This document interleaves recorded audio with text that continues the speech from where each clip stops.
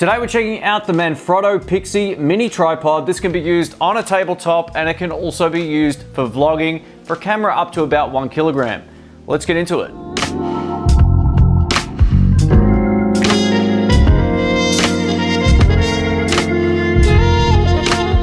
Welcome back to the channel, folks. My name's Shane. If you're new here, don't forget to subscribe and also click the bell. This is the first video of 2020 on this channel. I know it's been a little while since I uploaded, so apologies for that, but we're gonna get straight into this.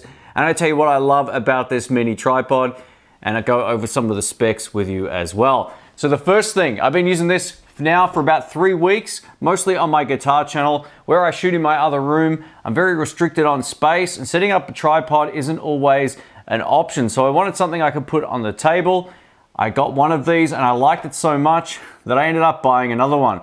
These weren't sent out from Manfrotto or B&H Photo or anything like that. But if you do want to find out about them, I'll leave some links below.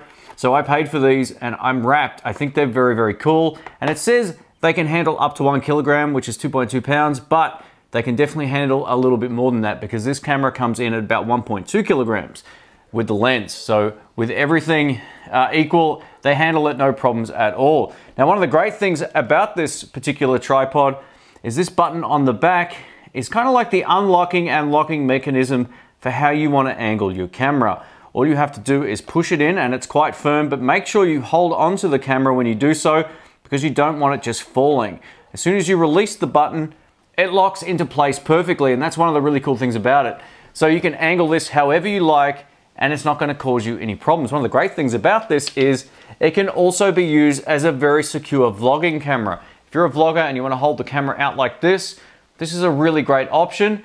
And as you can see, there's no movement at all. I'm going to extend the weight of the camera slightly by adding a microphone to the top of it, and we'll see how it handles that.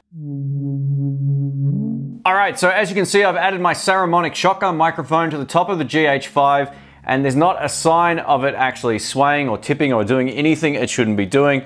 Even if I angle it down like that, I can't force it back up, and I don't really want to put too much pressure on there, obviously, but it feels extremely secure. And now that it is more top heavy, if you do want to adjust the angle, make sure you hold onto the camera with one hand and then just guide it to where you want it. So in terms of a vlogging tripod, I think this is really going to tick a few boxes for people. Let's check it out.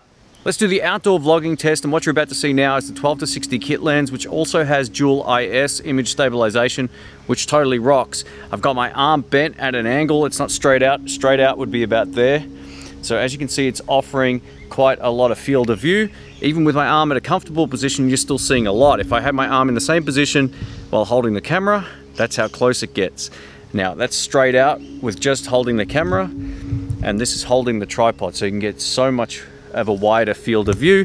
Let's do a quick walking test here. Dual IS is on, so hopefully it looks pretty good. This is autofocus on the GH5, and I'm tipping it's gonna work. Let me know what you think. But yeah, just a quick outdoor test. Let's go back inside. And we're back inside, and I've actually shot this video in order just to give you my experience using this outside. So the Takstar shotgun microphone, I think I called it Saramonic by accident before, but it's a Takstar mic. I got the 12-60 kit lens on the front of the GH5, and this. And I gotta tell you, it didn't even feel like it was gonna move. That's how sturdy this thing is.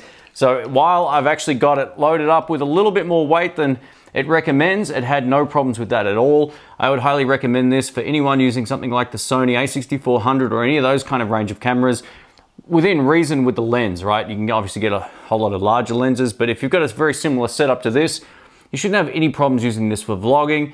But for me, what I want to use it for is a lot of tabletop shots. And when I travel later in the year, it's going to make doing some of this kind of vlog stuff a little bit easier. So yeah, I'm looking forward to that. One of the things I wanted to do in this video is do a quick unboxing because I did purchase the second one because I was so happy with this first one. And I'm going to open this up on camera and show you what we get. Here's what we get in the packaging. We get some advertising for other products that they sell. Why? Put some specifications in there. And we actually get the tripod, and that's it.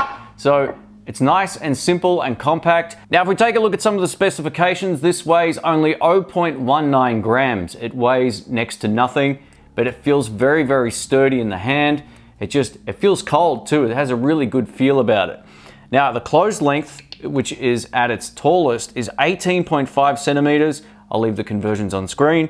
And the maximum height when it's extended this way is 13.5 centimeters. On the top of the tripod as well, we also get a 1/4-inch screw, and on the bottom of the feet, we get little rubber pads. Now, that's just one of those things that makes it really sturdy when you put it on something like this table, which is glass. It has no chance of moving unless you really want to push it around. You can actually feel it really grip the table, so that's pretty cool.